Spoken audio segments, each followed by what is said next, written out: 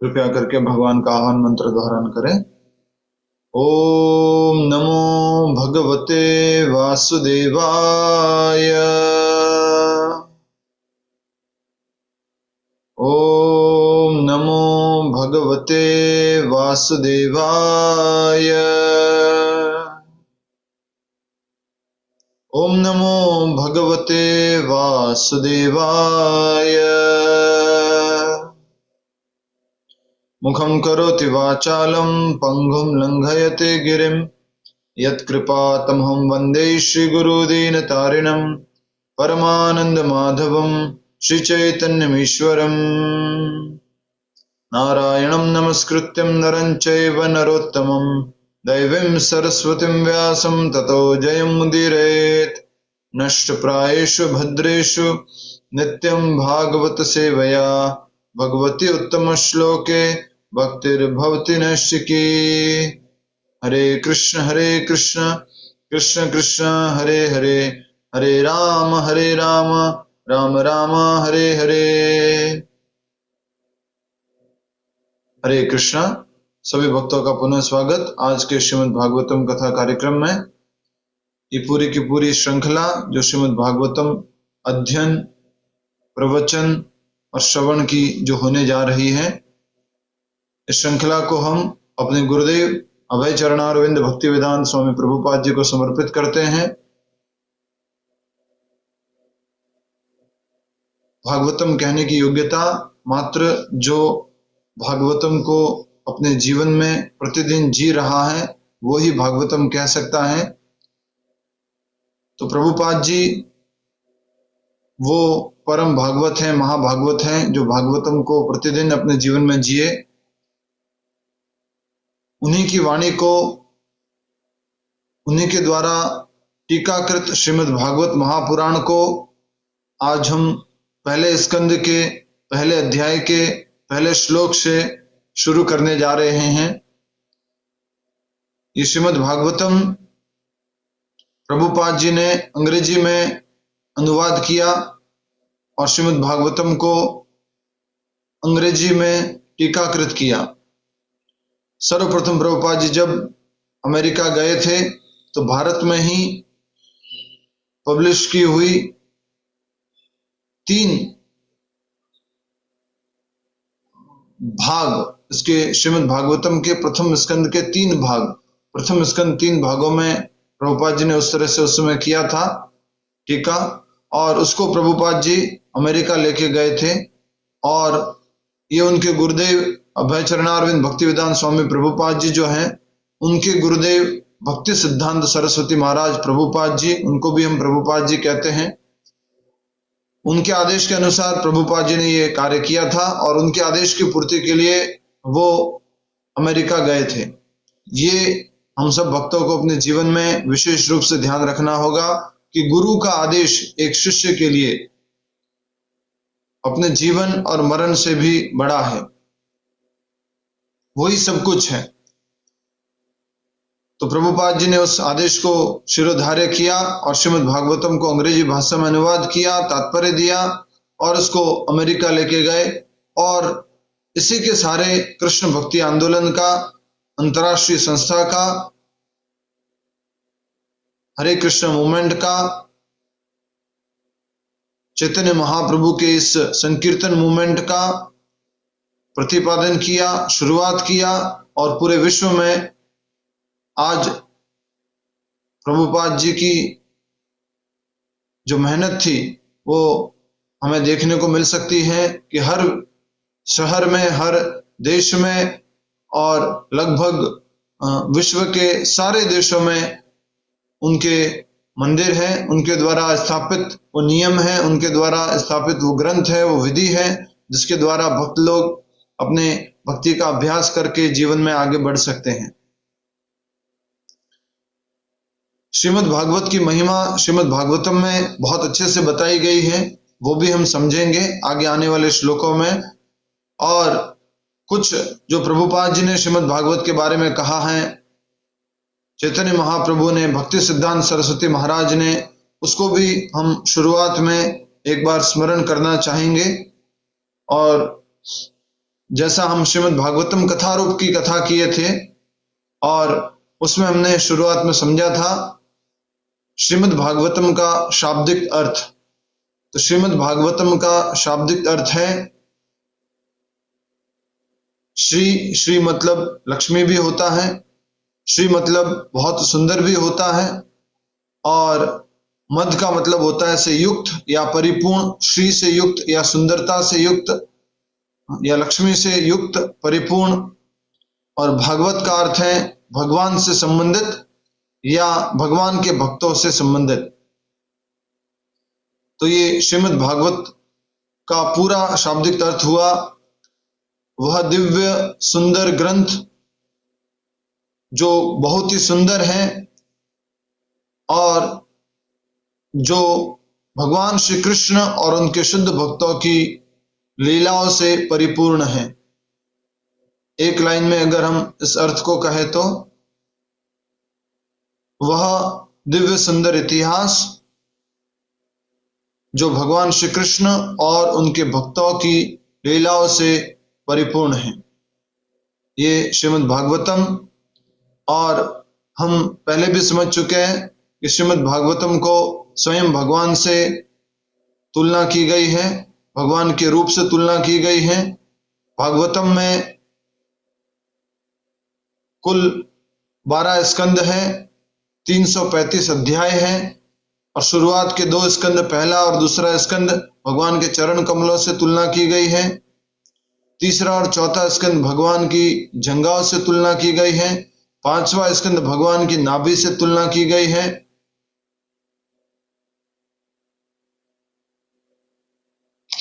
छठा स्कंद भगवान के वक्षस्थल से तुलना की गई है। 7वां और 8वां स्कंद भगवान की भुजाएं। 9वां स्कंद भगवान की ग्रीवा गर्दन और 10वां स्कंद भगवान श्री कृष्ण का मुख कमल और 11वां स्कंद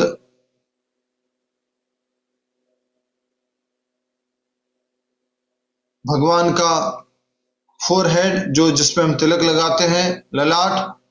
और 12वां स्कंद ये जो ऊपर का भाग होता है जहां भगवान मोर पंख या कुछ फूलों से अपने आप को सुसज्जित करते हुए धारण करते हैं, वो हो गया 12वां स्कंद। और ये जो वर्णन है ये श्लोक के माध्यम से यहाँ पर हम देख सकते हैं स्क्रीन पे।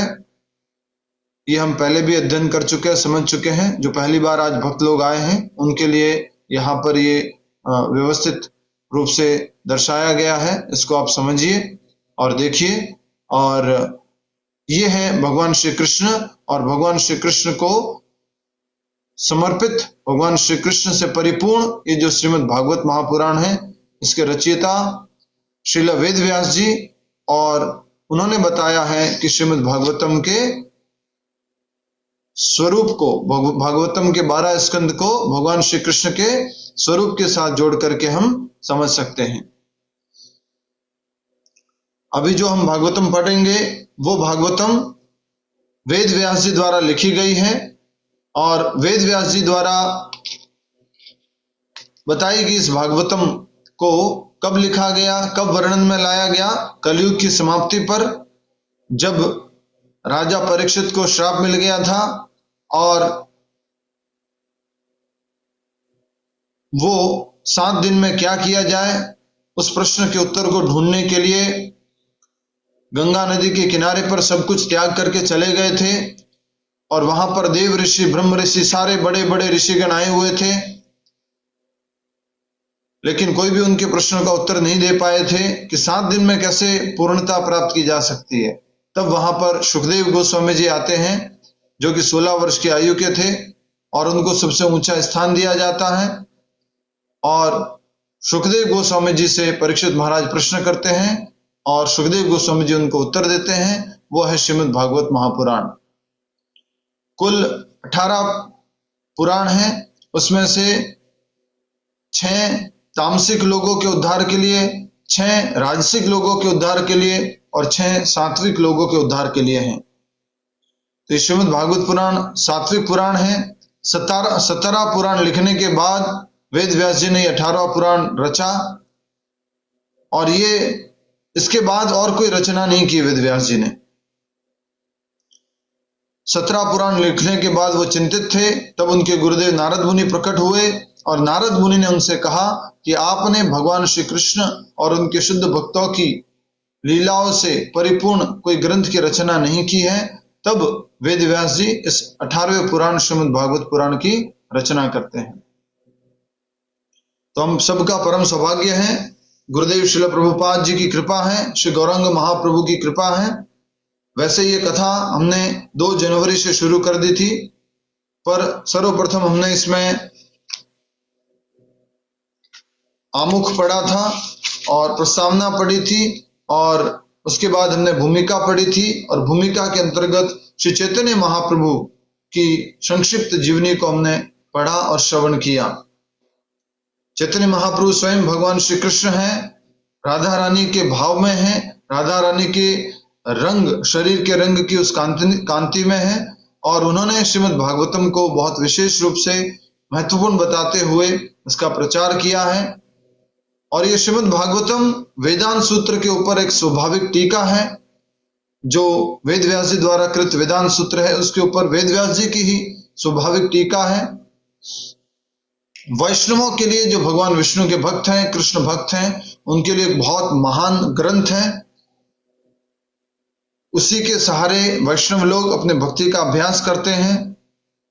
आज हम कुछ सबसे पहले कोट्स पढ़ेंगे, समझेंगे, और फिर हम आगे बढ़ेंगे आज पहले श्लोक की तरफ, प्रथम स्कंद के प्रथम अध्याय के प्रथम श्लोक में। आप सभी का पुनः स्वागत है।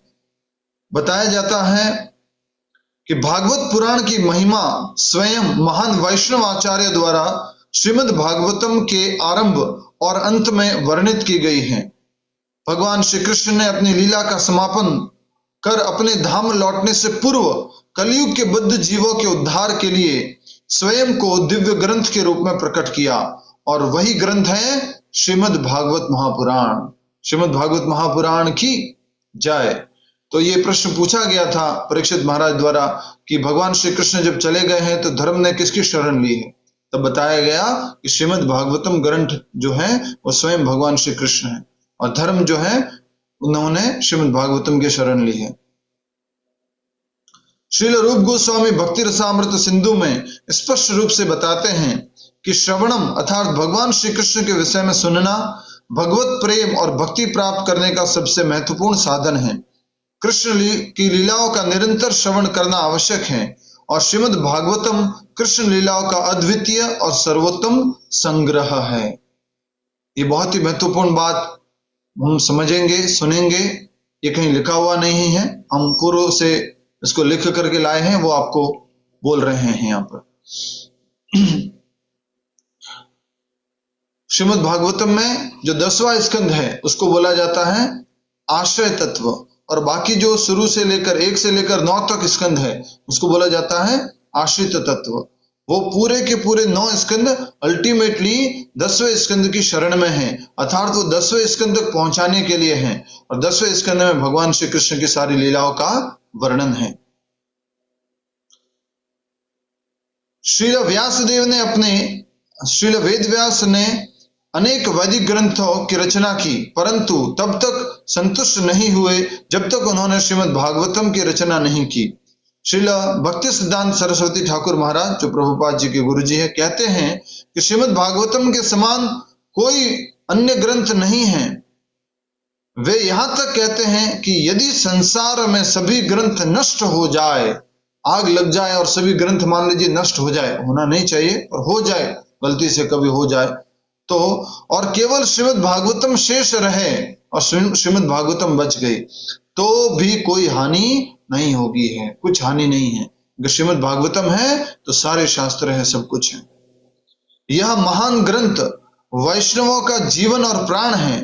श्रील प्रभुपाद जब पश्चिम देश गए तो वे अपने साथ श्रीमद् भागवतम लेकर गए, और उसी के माध्यम से उन्होंने समस्त विश्व को कृष्ण भक्ति और शुद्ध भक्ति सेवा का परिचय कराया। भगवान श्री चैतन्य महाप्रभु जगन्नाथपुरी में रहते हुए गदाधर पंडित से नियमित रूप से श्रीमद् भागवतम का श्रवण करते थे। इस ग्रंथ की शक्ति इतनी महान है कि स्वरूप सिद्ध महर्षि सुखदेव गोस्वामी भी इसे सुनकर श्री कृष्ण के चरण कमलों में पूर्णतः समर्पित हो गए, क्योंकि पहले सुखदेव गोस्वामी जो थे वो निराकार ब्रह्म के उपासक थे। तो उन्होंने अपने पिताजी श्रील वेद व्यास जी से जब श्रीमद् भागवतम को सुना तो भगवान श्री कृष्ण की भक्ति में पूर्ण रूप से संलग्न हो गए, समर्पित हो गए। शास्त्रों में कहा गया है विद्यावताम भागवते परीक्षा, अर्थात किसी विद्वान की वास्तविक परीक्षा यह है कि उसे श्रीमद् भागवतम का कितना ज्ञान है। क्या श्रीमद् भागवतम के बारे में? श्रीमद् भागवतम अर्थात कौन? सीधा सीधा इशारा करो। श्रीमद् भागवतम मतलब कौन? भगवान श्री कृष्ण। सीधा भगवान श्री कृष्ण। भागवतम मतलब भगवान श्री कृष्ण। कुछ लोग कहते हैं कि आपने श्रीमद् भागवतम का दर्शन किया है, तो आप ऐसे कह सकते हैं हाँ जी देखो मैं देख रहा हूं। क्या आपने श्री भगवान कृष्ण का दर्शन किया है? बोले हाँ मैं कर रहा हूँ। क्या आपने उनको स्पर्श किया है? हाँ मैं स्पर्श कर रहा हूँ। क्या कभी उनको आपने गले लगाया? हाँ मैं भगवान श्री कृष्ण को गले लगा रहा हूँ। तो भागवतम स्वयं भगवान श्री कृष्ण है, श्रीमद् भागवत महापुराण।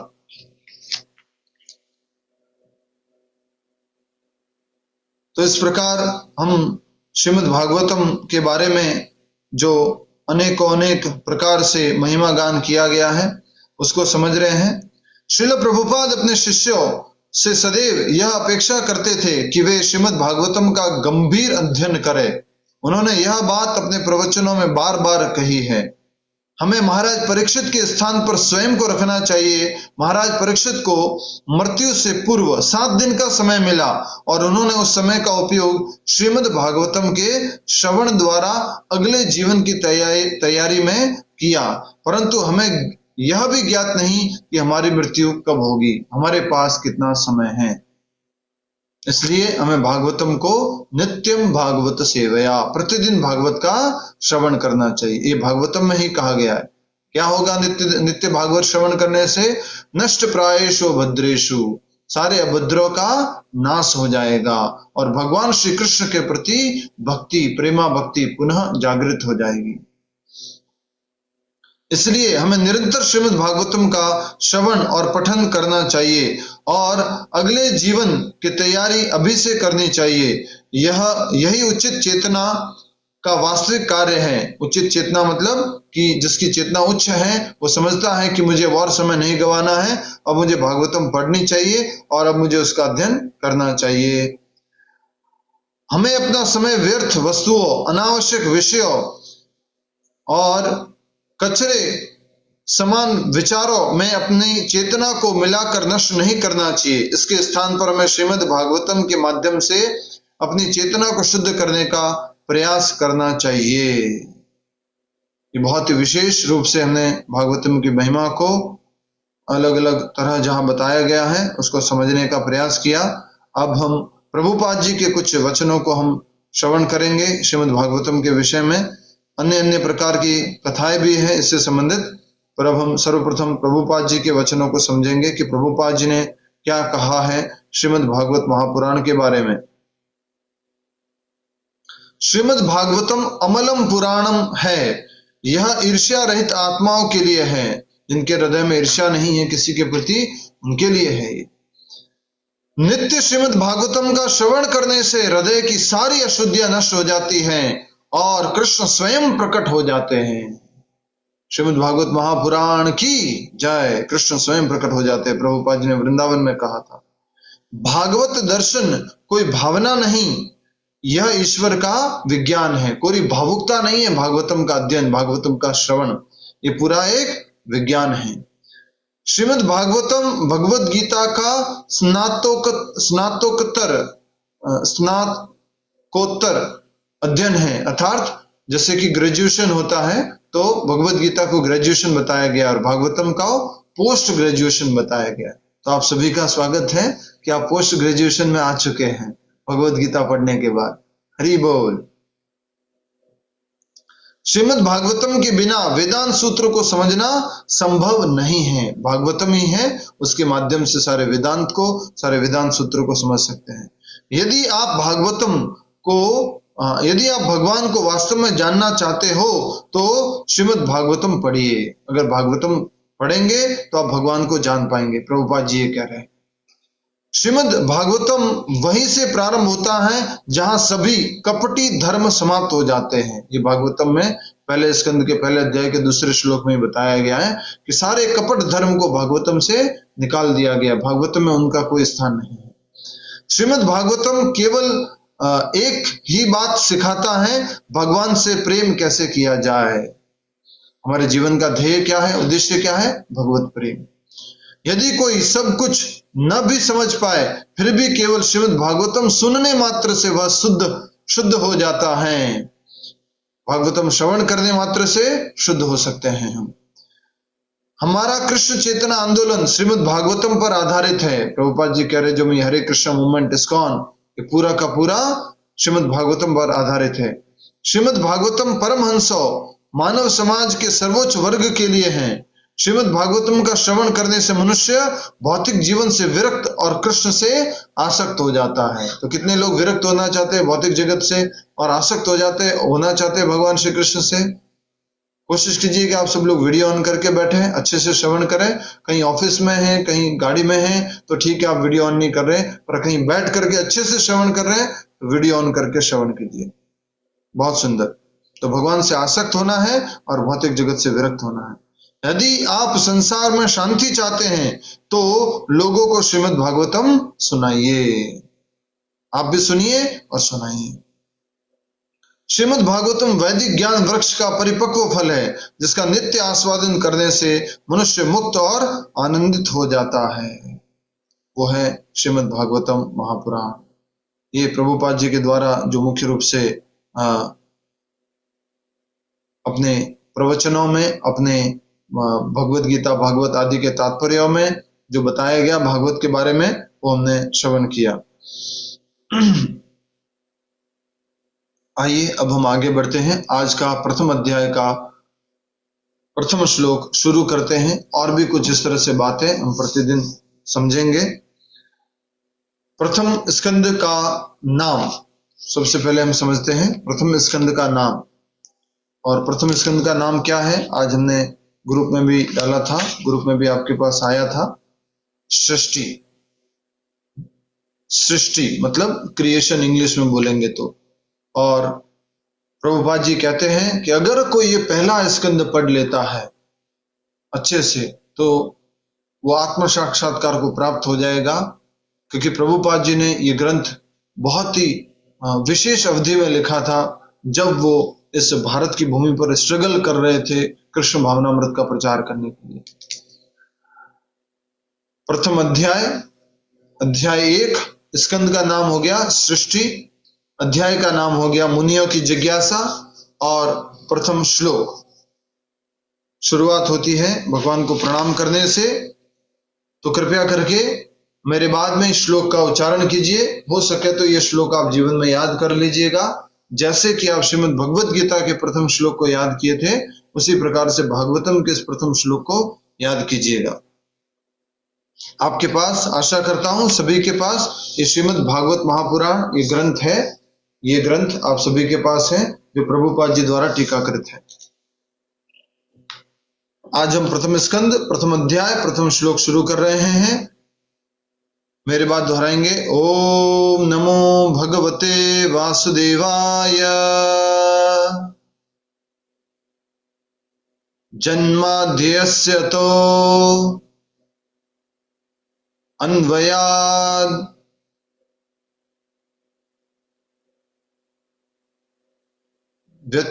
व्यतिराद अर्थेषु अभिघ्नस्वराट तेने ब्रह्महृदाय आदि कवये मुह्यन्ति यत्सूरयः तेजो वारि मृदाम यथा विनिमयो यत्र त्रिसर्गो मृषा धाम्ना स्वेन सदा निरस्तकुहकं सत्यम परम धीमहि। एक बार मेरे साथ उच्चारण कीजिए। ओम नमो भगवते वासुदेवाय जन्माद्यस्य तोऽन्वयात् इतरतश्चार्तेष्वभिघ्नस्वराट् तेने ब्रह्महृदायादिकवये मुह्यन्ति यत् सूरयः तेजो वारी मृदाम यथा विनिमयो यत्र त्रिसर्गो मृषा धाम्ना स्वेन सदा निरस्तकुहकं सत्यं परम धीमहि।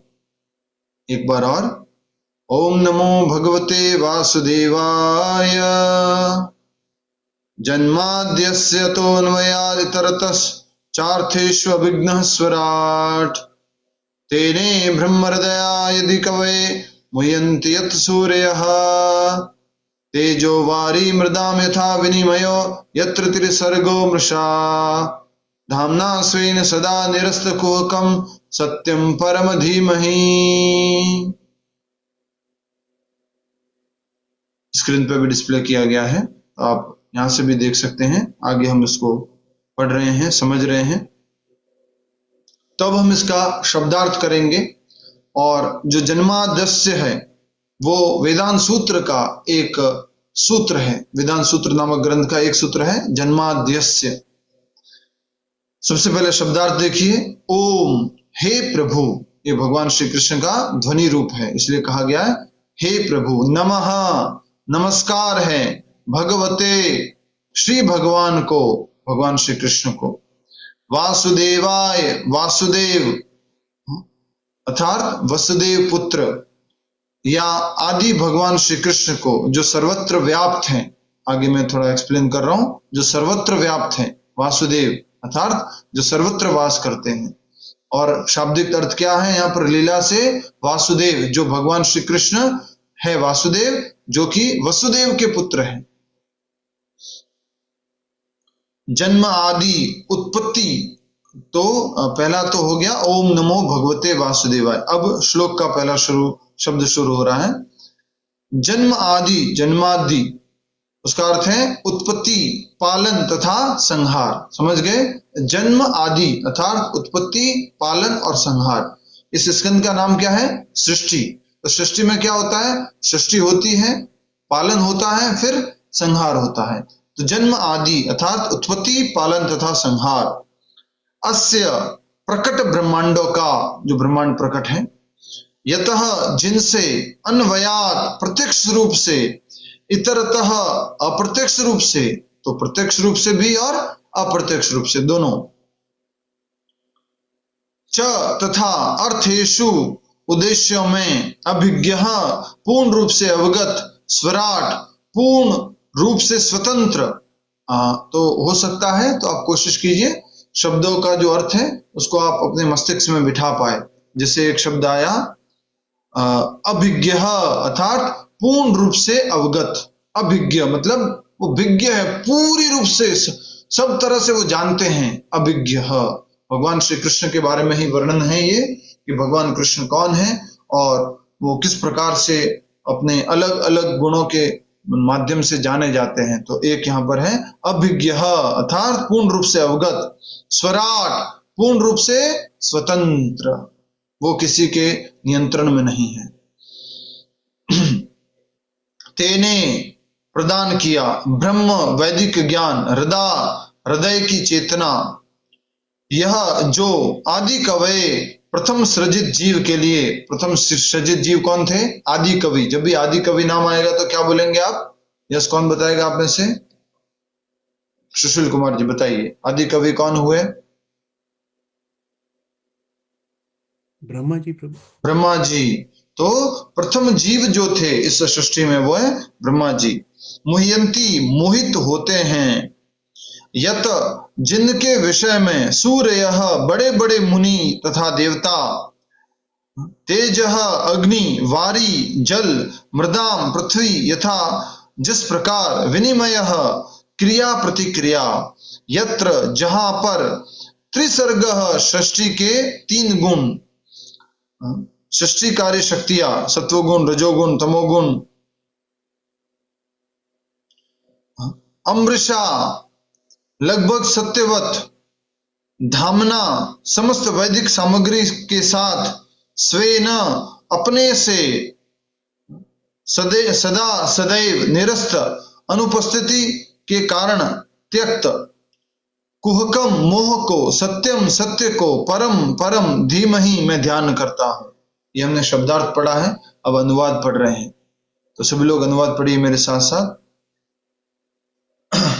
हाथ जोड़ सकते हैं एक बार।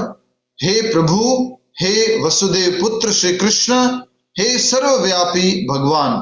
तो वसुदेव शब्द का एक और अर्थ क्या हो गया? सर्वव्यापी, इसलिए कहा गया है सर्वव्यापी भगवान। वासुदेव शब्द का अर्थ, मैं आपको सादर नमस्कार करता हूं। ओम नमो नमः, नमः मतलब प्रणाम करता हूं, नमस्कार करता हूं। ओम के लिए क्या आया है? हे प्रभु। और वासुदेव के लिए क्या आया है? वसुदेव पुत्र श्री कृष्ण या सर्वव्यापी भगवान। ठीक है, अर्थ समझ में आ गया? ओम नमो भगवते वासुदेवाय। हे प्रभु, हे वासुदेव, हे सर्वव्यापी भगवान, मैं आपको सादर नमस्कार करता हूं। यह अर्थ हो गया ओम नमो भगवते वासुदेवाय। ठीक है, मैं भगवान श्री कृष्ण का ध्यान करता हूं क्योंकि वे परम सत्य हैं और व्यक्त ब्रह्मांडों की उत्पत्ति, पालन तथा संहार के समस्त कारणों के आदि कारण हैं। वे प्रत्यक्ष तथा अप्रत्यक्ष रूप से संपूर्ण जगत से अवगत रहते हैं। वे परम स्वतंत्र हैं क्योंकि उनसे परे अन्य कोई कारण नहीं है ही नहीं। उन्होंने ही सर्वप्रथम आदि जीव ब्रह्मा के हृदय में वैदिक ज्ञान प्रदान किया। उन्हीं के कारण बड़े बड़े मुनि तथा देवता उसी प्रकार मोह में पड़ जाते हैं जिस प्रकार अग्नि में जल या जल में स्थल देखकर कोई माया द्वारा मोहग्रस्त हो जाता है। उन्हीं के कारण ये समस्त भौतिक ब्रह्मांड जो प्रकृति के 3 गुणों की प्रतिक्रिया के कारण अस्थायी रूप से प्रकट होते हैं, वास्तविक लगते हैं जबकि ये अवास्तविक होते हैं। अतः मैं उन भगवान श्री कृष्ण का ध्यान करता हूं जो भौतिक जगत के भ्रामक रूपों से सर्वथा मुक्त अपने दिव्य धाम में निरंतर वास करते हैं। मैं उनका ध्यान करता हूं क्योंकि वे ही परम सत्य हैं। परम सत्य भगवान श्री कृष्ण हैं, उनके बारे में बता रहे हैं, समझा रहे हैं। और ये पहला ही श्लोक हमारा शुरू हुआ है। तो इस प्रथम श्लोक में, श्रीमद् भागवत महापुराण के प्रथम स्कंद के प्रथम श्लोक में मुख्य रूप से यहाँ पर हम देखेंगे 7 जो भगवान श्री कृष्ण के बारे में गुण हैं उनको बताया गया है। क्या क्या है वो 7 गुण, वो आप देख सकते हैं। सबसे पहला बताया गया है कि भगवान श्री कृष्ण परम सत्य है। दूसरा, समस्त कारणों के कारण है। तीसरा, सर्वज्ञ है अर्थात अभिज्ञ। चौथा, स्वराट, पूर्ण रूप से स्वतंत्र है। और 5वां, वेद ज्ञान के आदि गुरु हैं क्योंकि इन्होंने किसको ज्ञान दिया? ब्रह्मा जी को। और 6ठा, वो मायातीत हैं और अर्थात तीनों गुणों से परे है और अपने आध्यात्मिक धाम में निवास करते हैं। और सभी का आधार है, भगवान श्री कृष्ण सभी का आधार है। इस प्रकार से ये मुख्य भगवान श्री कृष्ण परम सत्य के बारे में ये 7 बातें बताई गई है। आइए हम एक बार फिर से अनुवाद को समझने का प्रयास करते हैं, फिर आगे तात्पर्य की तरफ बढ़ेंगे। कुछ समझ में आया आपको अनुवाद? किसी को समझ में आया थोड़ा? ये अनुवाद अर्थात ये श्लोक का अनुवाद हमें भगवान श्री कृष्ण के बारे में बता रहा है कि भगवान श्री कृष्ण कौन है। ठीक है, भगवान श्री कृष्ण कौन है वो बता रहे हैं। ठीक है, ये वेद व्यास जी द्वारा रचित है और वेद व्यास जी बता रहे हैं। हे प्रभु, हे वसुदेव पुत्र श्री कृष्ण, हे सर्वव्यापी भगवान, मैं आपको सादर नमस्कार करता हूं। नेक्स्ट, अब आगे देखिए, मैं भगवान श्री कृष्ण का ध्यान करता हूं। ठीक है, अब वो भगवान कृष्ण कौन है कैसे हैं, क्या उनके गुण हैं, वो जो आगे प्रकट किए जा रहे हैं। मैं भगवान श्री कृष्ण का ध्यान करता हूं क्योंकि वे परम सत्य हैं। तो सबसे पहला गुण क्या हो गया? परम सत्य। वो परम सत्य हैं, उनसे परे कोई परम सत्य नहीं है। परम सत्य के बारे में हमने पहले भी बताया था आपको। क्या अर्थ बताया था? आपने नोट किया था, लिखा था। परम सत्य से क्या अर्थ है? चैतन्य महाप्रभु का जो लीला वर्णन चल रहा था उसमें परम सत्य के बारे में हमने देखा था। भूमिका के अंतर्गत आया था परम सत्य। देखिए, भूमिका के अंतर्गत परम सत्य। परम सत्य अर्थात श्री भगवान का व्यक्तित्व समस्त ऐश्वर्यों से युक्त है, अतएव उनका रूप दिव्य है, जो सनातन अस्तित्व, ज्ञान तथा आनंद से युक्त है। अर्थात परम सत्य का अर्थ क्या हुआ? जो सच्चिदानंद से युक्त है और उनका व्यक्तित्व है, उनका एक रूप है जो षड ऐश्वर्यों से, समस्त ऐश्वर्यों से परिपूर्ण है। ये पेज संख्या आप 27 में देख सकते हैं। ये परम सत्य की परिभाषा लिखी हुई है। सच्चिदानंद, परम सत्य अर्थात जो एक व्यक्तित्व रूप में है और अपने ऐश्वर्य से परिपूर्ण है, और वो सच्चिदानंद स्वरूप है। सत मतलब शाश्वत, चिद मतलब पूर्ण ज्ञान, और आनंद मतलब आनंद। तो ये सच्चिदानंद परम भगवान श्री कृष्ण, षड ऐश्वर्य, समस्त अनंत ऐश्वर्य से परिपूर्ण, ये परम सत्य भगवान श्री कृष्ण। पहला कहा गया कि मैं भगवान श्री कृष्ण का ध्यान करता हूं,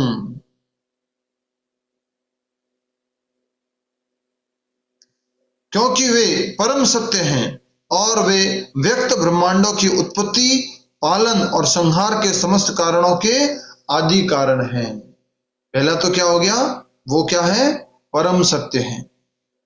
दूसरा, वो सृष्टि अर्थात उत्पत्ति, पालन और संहार के आदि कारण है। किसके? सभी ब्रह्मांडों के। तुम्हारे यहां लिखा हुआ था व्यक्त और अव्यक्त, या प्रत्यक्ष या अप्रत्यक्ष रूप से। तो यहाँ पे लिखा हुआ अनुवाद में देखिए, जो क्योंकि वे परम सत्य हैं और व्यक्त ब्रह्मांडों की उत्पत्ति, पालन तथा संहार के समस्त कारणों के आदि कारण हैं। ब्रह्मा जी भी बोलते हैं, ईश्वरः परमः कृष्णः सच्चिदानंद विग्रह अनादिर आदिर गोविंदः सर्व कारण कारणम, सभी कारणों के कारण। तो सभी ब्रह्मांडों की उत्पत्ति के आदि कारण। अब कहेंगे कि उत्पत्ति तो जो है ब्रह्मा जी ने की थी। ब्रह्मा जी ने तो ब्रह्मांडों के अंदर की उत्पत्ति की थी, इसलिए यहां पर कहा जा रहा है कि सभी ब्रह्मांडों के, व्यक्त ब्रह्मांडों के जो दिख रहे ब्रह्मांड, उनकी उत्पत्ति के कारण, पालन के कारण और संहार के आदि कारण भगवान श्री कृष्ण हैं। उनको मैं ध्यान करता हूं, उनको मैं प्रणाम करता हूं, जो परम सत्य है। वे प्रत्यक्ष तथा अप्रत्यक्ष रूप से संपूर्ण जगत से अवगत रहते हैं। अन्वयात प्रत्यक्ष रूप से, इतरतः अप्रत्यक्ष रूप से, अभिज्ञ, वो इस भौतिक जगत में जो भी प्रत्यक्ष रूप से अप्रत्यक्ष रूप से जो कुछ भी हो रहा है उससे क्या है? वो अवगत रहते हैं।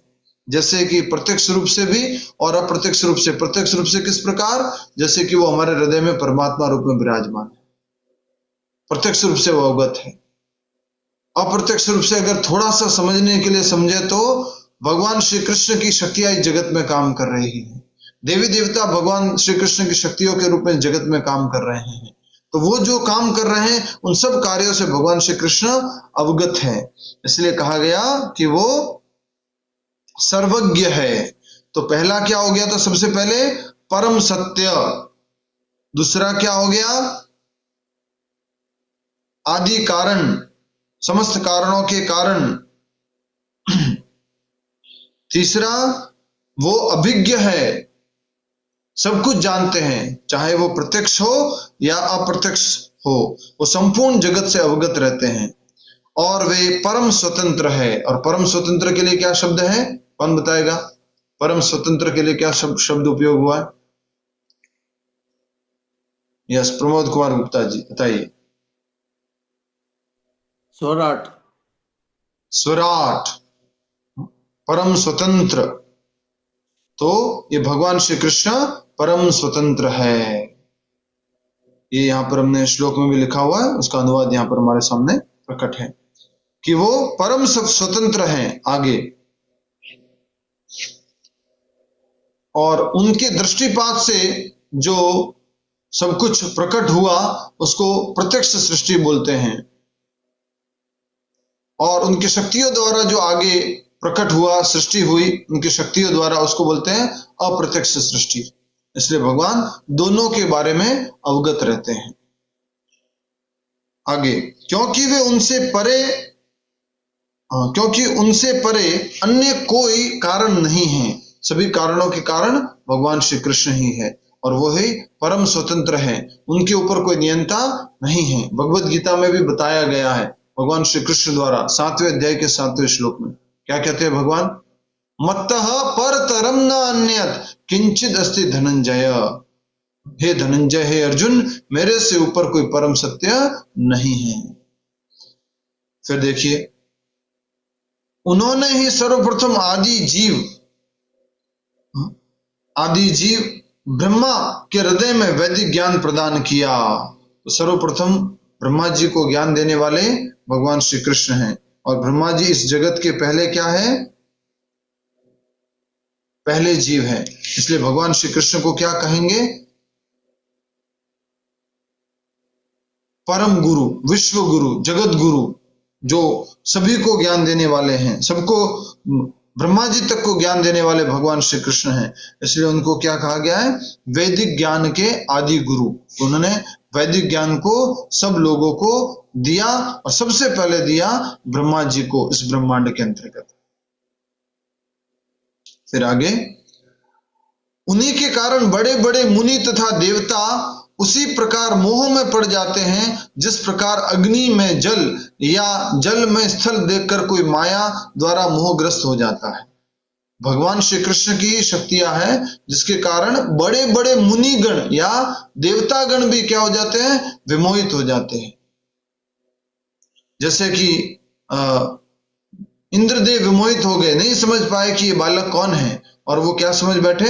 ये तो कोई एक सिंपल साधारण कोई ग्वाला है, तो वो मोहित हो गए। उसी प्रकार जैसे कहा गया है कि बड़े बड़े मुनि मोह में पड़ जाते हैं, किसी भौतिक आकर्षण को वो सत्य मान बैठते हैं और उससे आकर्षित हो जाते हैं। और वो सब कौन करवा रहा है? किसकी शक्तियां हैं? वो भगवान श्री कृष्ण की शक्ति है। इसलिए लिखा हुआ है, उन्हीं के कारण बड़े बड़े मुनि तथा देवता उसी प्रकार मोह में पड़ जाते हैं, जिस प्रकार अग्नि में जल, कभी कभी अग्नि जल रही है तो उसमें रिफ्लेक्शन के कारण क्या दिखाई देता है? जल दिखाई देता है, ऐसा दिखता है कि पानी है। और इसका उदाहरण हम क्या समझ सकते हैं? सूर्य की रोशनी से जो जमीन के ऊपर हम चलते हैं, रोड के ऊपर जो गाड़ी से चलते हैं, तो दूर हमें क्या प्रतीत होता है? जल प्रतीत होता है। और या जल में स्थल देखकर कोई माया द्वारा मोहग्रस्त हो जाता है, और जल में क्या दिखने लग जाता है कभी कभी कि जल तो स्थायी है और यहां पर कोई ना कोई जमीन है। तो ये कहा जा रहा है कि अगर कोई व्यक्ति मोहित हो जाते हैं, बड़े बड़े लोग मोहित हो जाते हैं, तो ये भगवान की माया द्वारा होता है।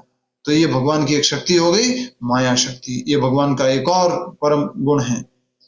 उन्हीं के कारण समस्त भौतिक ब्रह्मांड, जो प्रकृति के तीनों गुणों की प्रतिक्रिया के कारण अस्थायी रूप से प्रकट होते हैं, वास्तविक लगते हैं, जबकि वे होते अवास्तविक हैं। ये जो भौतिक जगत है, ये भौतिक जगत में अनेकों प्रकार के जो ब्रह्मांड हैं, जो तीनों गुणों से क्या है? मोहित हैं, तीनों गुणों से प्रभावित हैं, और तीनों गुणों की प्रक्रिया के कारण जो है वो प्रतिक्रिया के कारण अस्थायी रूप से प्रकट होते हैं। वो सब क्या दिखते हैं हमें? अवास्तविक है, टेम्परेरी है, लेकिन कैसे प्रतीत होते हैं? परमानेंट। अतः मैं उन भगवान श्री कृष्ण का ध्यान करता हूं, जो भौतिक जगत के भ्रामक रूपों से सर्वथा मुक्त अपने दिव्य धाम में नित्य वास करते हैं। मैं उन भगवान को प्रणाम करता हूं जो अपने नित्य धाम गोलोक वृंदावन धाम में रहते हैं और इन भौतिक कल्मशों से पूरी तरह से मुक्त हैं, भौतिक जगत के भ्रमण रूपों से सर्वथा मुक्त हैं। मैं उनका ध्यान करता हूं क्योंकि वे ही परम सत्य है। सत्यम परम धीमहि। लास्ट में क्या लिखा है? सत्यम परम धीमहि।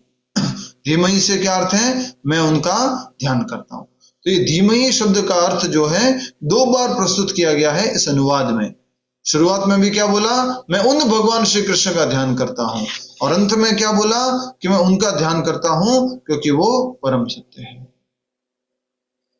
ठीक है, समझ में आया आप सबको अनुवाद? हरे कृष्ण। अभी हम तात्पर्य पढ़ेंगे। तात्पर्य बहुत बड़ा दिया है प्रभुपाद जी ने इसके ऊपर, तो आज हम कुछ भाग ही इसका पूरा कर पाएंगे। अच्छे से समझने का प्रयास कीजिएगा। कुछ समझ में नहीं आए तो अंत में आप प्रश्न पूछ सकते हैं। सबको प्रश्न पूछने का अवसर दिया जाएगा।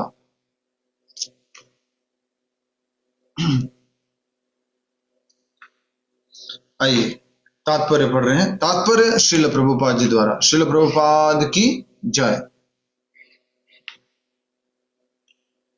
भगवान श्री वासुदेव को नमस्कार करना प्रत्यक्ष रूप से वसुदेव तथा देवकी के पुत्र भगवान श्री कृष्ण को इंगित करता है।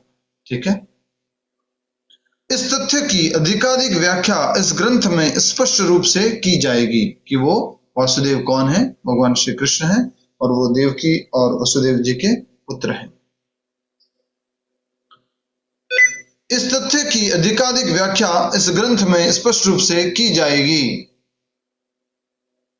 यहां पर श्रील व्यासदेव दृढ़ता पूर्वक कहते हैं कि श्री कृष्ण ही आदि भगवान हैं।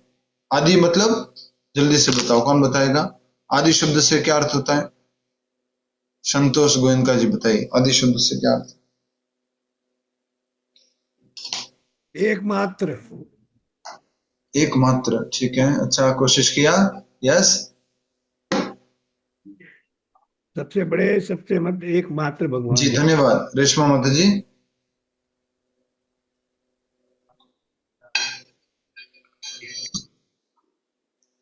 बोलिए माता जी, आदि शब्द का अर्थ? रेशमा माता जी, रश्मि माता जी। हरे कृष्णा प्रभु जी। प्रभु जी, आदि का मतलब ओरिजिनल। ओरिजिनल, ठीक है। सबसे पहले भाषा में कहेंगे जिनसे सब कुछ शुरू होता है उनको कहा जाता है आदि। बहुत सुंदर, बहुत सारे भक्तों ने कमेंट्स में लिख के उत्तर दिए हैं। जिनसे सबका शुरुआत होता है उसका अर्थ होता है आदि। आदि जिससे, अनादि का अर्थ है जिनकी कोई शुरुआत नहीं है। अनादि का अर्थ है जिनकी कोई शुरुआत नहीं है, बिगिनिंगलेस। कुछ लोगों ने लिख के भेजा बिगिनिंगलेस। तो आदि शब्द का अर्थ है जिनसे सब कुछ शुरू होता है, और बाहर से अंदर की तरफ देखेंगे तो जिन पे जाकर सब कुछ समाप्त होता है, और अंदर से बाहर की तरफ देखेंगे तो जिनसे सब कुछ शुरू होता है, जो सबके कारण है, जो आदि कारण है, जो मूल कारण है। आदि शब्द का अर्थ मूल, जहां से सब कुछ शुरू होता है। ठीक है,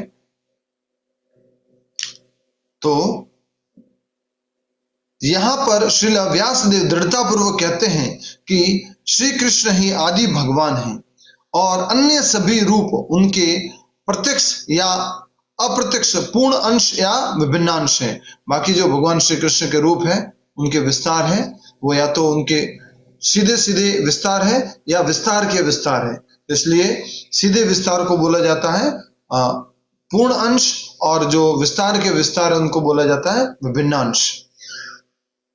श्रील जीव गोस्वामी ने अपनी कृति श्री कृष्ण संदर्भ में इस विषय में विशद व्याख्या की है, और आदि जीव ब्रह्मा ने अपने ग्रंथ ब्रह्म संहिता में कृष्ण विषयक यथेष्ट व्याख्या की है।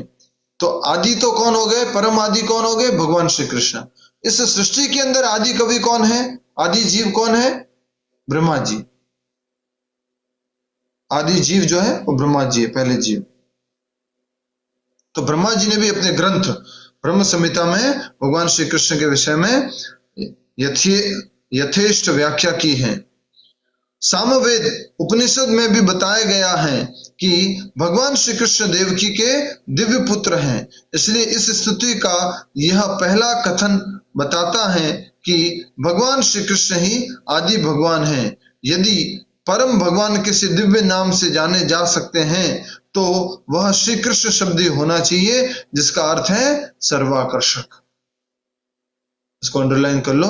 अगर कहना है कि भगवान का नाम क्या है, भगवान का नाम क्या हो सकता है? भगवान के अनंत नाम है, उनकी लीलाओं और उनके गुणों के आधार पर लेकिन अगर एक नाम देना चाहे, एक नाम होना चाहिए वो परम भगवान का, तो वो क्या बताया जा रहा है? श्री कृष्ण। और श्री कृष्ण शब्द का अर्थ क्या है? सर्वाकर्षक। अंडरलाइन कर लो इसको, फिर से पढ़ो। सामवेद उपनिषद में भी बताया गया है कि भगवान श्री कृष्ण देवकी के दिव्य पुत्र हैं। इसलिए इस स्तुति का यह पहला कथन बताता है कि भगवान श्री कृष्ण ही आदि भगवान हैं। तो आदि भगवान, परम भगवान, कारणों के कारण भगवान श्री कृष्ण हैं।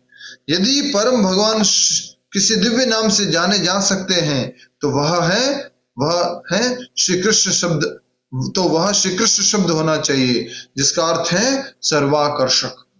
कृष्ण शब्द का अर्थ समझ में आ गया? सर्वाकर्षक। आकर्षयति इति कृष्ण, जो सबको अपनी ओर आकर्षित कर दे उनको कहा जाएगा कृष्ण। भगवत गीता में भगवान श्री कृष्ण, श्री भगवान ने कई स्थलों पर स्वयं को आदि भगवान घोषित किया है और इसकी पुष्टि अर्जुन द्वारा तथा श्री नारद मुनि, श्री व्यासदेव आदि महान मुनियों द्वारा भी की गई है। ये कौन सा श्लोक है? कौन बता सकता है? हाथ खड़ा करो। ये कौन सा श्लोक है गीता का? कब बोला गया? भगवान श्री कृष्ण कब अपने आप को सभी कारणों का कारण, सभी का स्रोत बोला अपने आप को? भूल गए? लीना वेज माता जी ने बिल्कुल सही उत्तर दिया है। यस, बोलिए।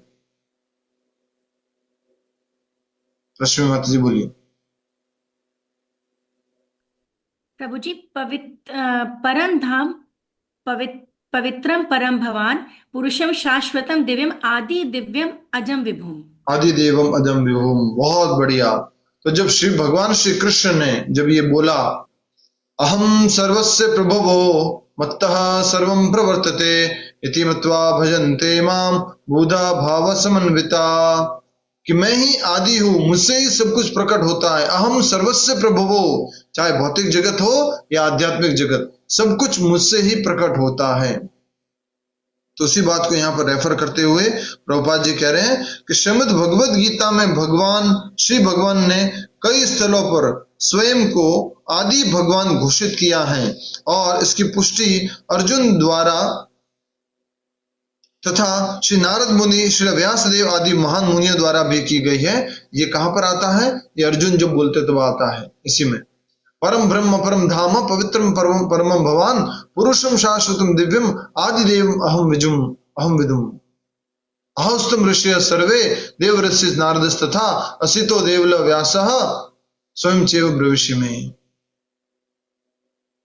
देव ऋषि नारद मुनि, वेद व्यास जी, असित देवल आदि सब कह रहे हैं कि आप ही वो परम सत्य हैं, आप ही वो परम भगवान हैं। और इसी बात को यहाँ पर प्रभुपाद जी तात्पर्य में बता रहे हैं।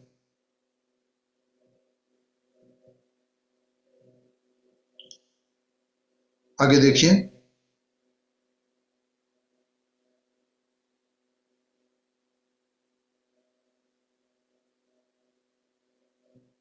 पद्म पुराण में भी यह कहा गया है कि श्री भगवान के असंख्य नामों में से श्री कृष्ण नाम सर्व प्रमुख है। अंडरलाइन कर लो, भगवान के कितने नाम हैं? असंख्य। उसमें से सर्व प्रमुख क्या है? श्री कृष्ण। वासुदेव नाम श्री भगवान कृष्ण के पूर्ण अंश का सूचक है और उनके अन्य सभी रूप जो वासुदेव से अभिन्न हैं इस ग्रंथ में बताए गए हैं। वासुदेव नाम विशिष्ट रूप से वसुदेव तथा देवकी के पुत्र का सूचक है। सन्यासियों में सिद्ध परमहंसों द्वारा भगवान श्री कृष्ण का निरंतर ध्यान किया जाता है। तो यहाँ पर ये शब्द जो उपयोग किया गया उसके बारे में बताया गया है कि वासुदेव नाम भगवान श्री कृष्ण के पूर्ण अंश का सूचक है। भगवान श्री कृष्ण का ही विस्तार है, भगवान श्री कृष्ण का ही स्वांश है वासुदेव। और उनके अन्य सभी रूप जो वासुदेव से अभिन्न हैं इस ग्रंथ में बताए गए हैं। अन्य रूप कौन से हो गए? दशावतार से संबंधित रूप हो गए, वो सब यहाँ पर बताए गए हैं। वासुदेव नाम विशिष्ट रूप से वसुदेव तथा देवकी के दिव्य पुत्र का सूचक है। वासुदेव नाम जो है क्या अर्थ है? देवकी और वसुदेव जी के पुत्र। सन्यासियों में सिद्ध परमहंसों द्वारा भगवान श्री कृष्ण का निरंतर ध्यान किया जाता है। ये जो सन्यासी है, जो सिद्ध परमहंस हैं, उनके द्वारा भगवान श्री कृष्ण का निरंतर ध्यान होता है, निरंतर ध्यान किया जाता है। आगे बढ़ते हैं हम। वासुदेव अथवा भगवान श्री कृष्ण ही समस्त कारणों के कारण हैं। जितनी भी वस्तुओं का अस्तित्व है वे सभी श्री भगवान से उद्भूत हैं। ऐसा किस प्रकार है, इसकी व्याख्या इस ग्रंथ के अगले अध्यायों में की गई है। समझ में आया आपको? ये बहुत सिंपल लाइन है। यस, बताइए क्या समझ में आया? सुमन माता जी जल्दी से बताओ। यस माता जी। हाँ, हरे कृष्ण प्रभु जी। इसमें तो ये बताया है कि भगवान कृष्ण ही सभी कारणों के कारण है। इस जगत में जो भी है वो सब कुछ भगवान के ही द्वारा है। यस, तो सभी कारणों के कारण है वासुदेव अथवा भगवान श्री कृष्ण। भगवान श्री कृष्ण के पिताजी का नाम वसुदेव, भगवान कृष्ण का नाम वासुदेव। तो वासुदेव अथवा भगवान श्री कृष्ण ही समस्त कारणों के कारण है। भगवान ने गीता में बताया, ब्रह्मा जी ने ब्रह्म संहिता में बताया, और यहां भागवतम में वेद व्यास जी बता रहे हैं। जितनी भी वस्तुओं का अस्तित्व है वे सभी भगवान से ही उद्भूत हैं। कैसे कह सकते हैं कि जितनी भी वस्तुएं हैं वो भगवान से उद्भूत हैं? भावना गुप्ता माता जी समझाइए, कैसे सभी वस्तुएं भगवान श्री कृष्ण से उद्भूत हैं? जी, भगवान की शक्तियां जो है सब जगह व्याप्त है। ब्राह्मण फीचर के हिसाब से भगवान जो है वो सब जगह उद्भूत है, और परमात्मा फीचर में भगवान हमारे हृदय में वास करते हैं हर जीव के, और भगवान स्वयं जो है वो नहीं, भगवान जो मैं ये कहूं कि ये मोबाइल जो है ये भगवान श्री कृष्ण से उद्भूत है, कैसे है प्रभु जी? ये जो हमें खनिज पदार्थ और ये सब जो मिला हुआ है वो भगवान से ही प्राप्त है। सारी चीजें जो है जिससे ये सब बनता है। Yes, thank you. तो पृथ्वी, जल, अग्नि, वायु, आकाश, ये जो कुछ भी है, और ये इनसे ही ये वस्तुएं बनती है इस जगत में। तो उनको प्रकट करने वाले कौन हैं? भगवान श्री कृष्ण। इसलिए कहा गया है कि सभी वस्तुओं का अस्तित्व है, वे सभी वस्तुएं भगवान से ही उद्भूत हैं। ऐसा किस प्रकार है, इसकी व्याख्या इस ग्रंथ के अगले अध्यायों में की गई है। महापुरुष श्री चैतन्य ने इस ग्रंथ को निर्मल पुराण कहा है, क्योंकि इसमें भगवान श्री कृष्ण का दिव्य व्याख्यान है। अंडरलाइन कर लो, चैतन्य महाप्रभु ने क्या कहा इसको? निर्मल पुराण। तो इसलिए कहा जा रहा है क्योंकि इसमें भगवान श्री कृष्ण का दिव्य आख्यान है, दिव्य लीला का वर्णन है, दिव्य बातों को बताया गया है। श्रीमद् भागवतम का इतिहास भी अत्यंत महिमामय है। इसका संकलन श्रील व्यासदेव ने दिव्य ज्ञान की परिपक्वता प्राप्त करने के बाद किया। कि भागवतम कब आई, भागवतम कब लिखी गई? तो ये भागवतम के बारे में कहा जा रहा है कि वेद व्यास जी ने अपनी मैच्योर स्टेट में लिखा है, परिपक्व अवस्था में लिखा है। धर्म, अर्थ, काम, मोक्ष आदि के संबंधित ग्रंथ लिखने के बाद अंत में श्रीमद् भागवतम लिखा है। इसलिए ये वेद व्यास जी की ये विशेष कृति है, वेद व्यास जी का ये विशेष ये लेखनी है श्रीमद् भागवत महापुराण। ठीक है, इसका संकलन श्रील व्यासदेव ने दिव्य ज्ञान में परिपक्वता प्राप्त करने के बाद किया। उन्होंने अपने आध्यात्मिक गुरु श्रील नारद मुनि के अनुदेशों के अनुसार इसकी रचना की। श्रील व्यासदेव ने समस्त वैदिक शास्त्रों का संकलन किया, जिसमें चारों वेद, वेदांत सूत्र या ब्रह्म सूत्र, पुराण, महाभारत इत्यादि सम्मिलित हैं। तो वेद व्यास जी ने इतने सारे शास्त्रों का संकलन किया है। किंतु फिर भी वे संतुष्ट नहीं हुए, क्या क्या लिख दिए? 4 वेद, 108 पुराण, ब्रह्म सूत्र, 108 उपनिषद और 18 पुराण, 17 पुराण, महाभारत आदि ये सब ग्रंथ लिख लिए, किंतु फिर भी वे संतुष्ट नहीं हुए। जब उनके गुरु श्री नारद मुनि ने उनके इस असंतोष को देखा तो उन्होंने उनको भगवान श्री कृष्ण के दिव्य कार्यकलापों के विषय में लिखने का उपदेश दिया। ये दिव्य कार्यकलाप इस ग्रंथ के 10वें स्कंद में विशेष रूप से वर्णित है, किंतु इसका सार तत्व प्राप्त करने हेतु मनुष्य को चाहिए कि वह धीरे धीरे ज्ञान विकसित करके क्रमशः आगे बढ़े। अर्थात सीधे 10वें स्कंद में नहीं जाना है, धीरे धीरे अपने ज्ञान को विकसित करते हुए आगे बढ़ना है। अब देखिए क्या कहा है कि जब उनके गुरु श्री नारद मुनि ने उनके इस असंतोष को देखा तो उन्होंने उनको भगवान श्री कृष्ण के दिव्य कार्यकलापों के विषय में लिखने का उपदेश दिया। तो किसके आधार पर लिखा है इन्होंने ये ग्रंथ? किसने बोला था लिखने के लिए? उनके गुरुदेव नारद मुनि ने, तब उन्होंने लिखा है, वेद व्यास जी ने ग्रंथ लिखा है। ठीक है, गुरु की आज्ञा का पालन करते हुए। अब यहाँ पर हमें याद आ रही है कि वेद व्यास जी ने तो अपने गुरु की आज्ञा पालन हेतु ग्रंथ लिखा, श्रीमद् भागवत महापुराण। कौन से गुरु थे? नारद मुनि के गुरु जी, यस, ओम प्रकाश जी, सॉरी, वेद व्यास जी के गुरु जी, रामावतार जी, वेद व्यास जी के गुरु जी नारद मुनि। बहुत बढ़िया, हरि बोल। तो नारद मुनि के कहने पर वेद व्यास जी ने ये 18वां ग्रंथ, 18वां पुराण लिखा, श्रीमद् भागवत महापुराण। फिर से पढ़िए इसको कि जब उनके गुरु श्री नारद मुनि ने उनके इस असंतोष को देखा तो उन्होंने उनको भगवान श्री कृष्ण के दिव्य कार्यकलापों के विषय में लिखने का उपदेश दिया। ये दिव्य कार्यकलाप इस ग्रंथ के 10वें स्कंद में विशेष रूप से वर्णन है। कौन से ग्रंथ के? श्रीमद् भागवतम के 10वें स्कंद में विशेष रूप से भगवान श्री कृष्ण की लीलाओं का, दिव्य कार्यकलापों का वर्णन है। किंतु इसका सार तत्व प्राप्त करने हेतु मनुष्य को चाहिए कि वह धीरे धीरे ज्ञान विकसित करके क्रमशः आगे बढ़े। धीरे धीरे, प्रथम स्कंद, द्वितीय स्कंद, तृतीय स्कंद। ये तो कई बार लोग क्या करते हैं, सीधा कौन से स्कंद पे चले जाते हैं? इशारा करके बताओ जल्दी से, 10वें स्कंद पे। बस हम तो लीला पढ़ेंगे, भगवान श्री कृष्ण की लीला पढ़ेंगे। अच्छी बात है, लेकिन प्रभुपाद जी कह रहे हैं कि जिस प्रकार से आप चरणों से दर्शन करके मुखारविंद पे जाते हैं, जब भी मंदिर जाते हो तो चरणों से शुरू करते हो दर्शन और मुखारविंद तक जाते हो, वैसे ही भागवतम को भी किस तरह से पढ़ना है? प्रथम स्कंद, द्वितीय स्कंद, तृतीय स्कंद, चतुर्थ स्कंद, पंचम स्कंद, षष्ठम स्कंद, सप्तम स्कंद, अष्टम स्कंद, नवम स्कंद और फिर 10वें स्कंद तक जाना है। लेकिन ज्यादातर जो भागवत की कथाएं होती हैं उसमें सीधा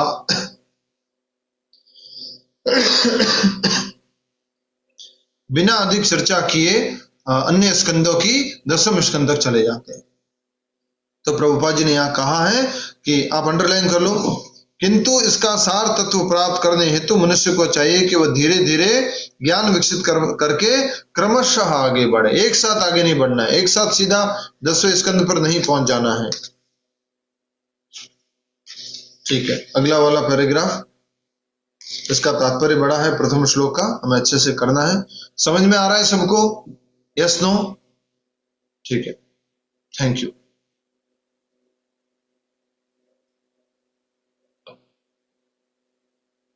यह स्वाभाविक है कि चिंतनशील मनुष्य सृष्टि का उद्गम जानना चाहता है। जो व्यक्ति चिंतन करता रहता है, सोचता रहता है, ये जगत कैसे आया, कैसे बना, किसने बनाया, इसलिए साइंटिस्ट लोग भी बहुत कोशिश किए और उन्होंने ढूंढ के निकाला कि ये बिग बैंग हुआ था, उस बिग बैंग से ये सब कुछ प्रकट हुआ है। उन्होंने भी खोजने की कोशिश की है कि कैसे ये उत्पत्ति हुई है, कैसे ये सृष्टि हुई है। तो जो चिंतनशील मनुष्य है वो जानना चाहता है कि सृष्टि का उद्गम कहां से है, कहां से हो रहा है ये सृष्टि, कौन प्रकट कर रहा है इसको, ये जानना चाहते हैं। रात्रि में वह आकाश में तारों को देखता है तो स्वाभाविक रूप से वह उनके निवासियों के विषय में कल्पनाएं करता है। जैसी जिज्ञासा मनुष्य के लिए स्वाभाविक है, ऐसी जिज्ञासा मनुष्य के लिए स्वाभाविक है, क्योंकि उसकी चेतना विकसित है, जो पशुओं की तुलना में उच्च है। पशुओं की भी जिज्ञासा होती है, लेकिन मनुष्य की जिज्ञासा और उच्चतर जिज्ञासा होती है। पशुओं की जिज्ञासा क्या है? भोजन किधर मिलेगा, शयन किधर मिलेगा, अपनी रक्षा कैसे कर सकते हैं, भोग कैसे कर सकते हैं, वो उनकी जिज्ञासा है। मनुष्यों में एक विशेष गुण दिया गया है भगवान के द्वारा, इसलिए कहा जा रहा है कि ऐसी जिज्ञासा कि भाई ये तारे क्या है, ये तारे कहां से आए, ये तारों का सोर्स क्या है, मनुष्य के लिए स्वाभाविक है। उसकी चेतना विकसित क्योंकि उसकी चेतना विकसित है, जो पशुओं की तुलना में उच्च है। आजकल चेतना कैसी हो गई है पशुओं की तुलना में? आजकल कैसी चेतना हो गई है?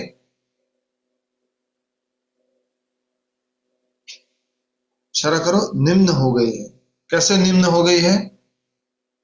कि पशु जो है वो अपना डेजिग्नेटेड फूड खाते हैं, जो बताया गया है वही भोजन लेते हैं, जैसा उनका इंद्रिया और उनका शरीर जोर देते हैं वैसे ही करते हैं।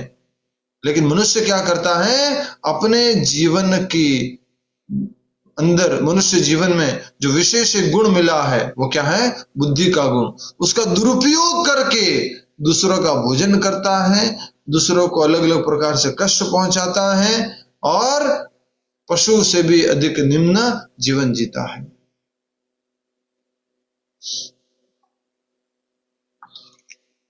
श्रीमद् भागवतम के रचयिता ऐसी जिज्ञासाओं का सीधा उत्तर देते हैं। वे कहते हैं कि भगवान श्री कृष्ण समस्त सृष्टियों के उद्गम हैं। कौन से प्रश्न का सीधा सीधा उत्तर देते हैं? ऐसे रचयिता, श्रीमद् भागवतम के रचयिता ऐसी जिज्ञासाओं का सीधा उत्तर देते हैं। कैसी जिज्ञासाओं का? कौन बताएगा? यस, जल्दी बताओ, कैसी जिज्ञासा होगा? यस, विवेक पंडित जी बताइए, कैसी जिज्ञासा होगा?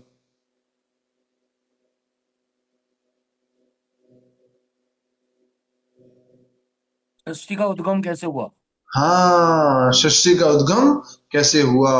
क्योंकि जो चिंतनशील मनुष्य है उसके मन में ऐसे प्रश्न आएंगे, इस सृष्टि का निर्माण कैसे हुआ, सृष्टि कैसे जगत में आई। तो कहा जा रहा है श्रीमद् भागवत के रचयिता इस प्रश्न का सीधा सीधा उत्तर देते हैं। वे कहते हैं कि भगवान श्री कृष्ण समस्त सृष्टियों के उद्गम हैं। कहां पर कहा? अभी अभी हमने पढ़ा, ये भागवतम के प्रथम श्लोक के प्रथम अध्याय के प्रथम स्कंद के प्रथम अध्याय के प्रथम श्लोक में कि भगवान श्री कृष्ण ही आदि कारण है। किसके? ब्रह्मांडों की उत्पत्ति के, पालन के और संहार के। जन्मादि अस्य, समस्त प्रकट ब्रह्मांडों के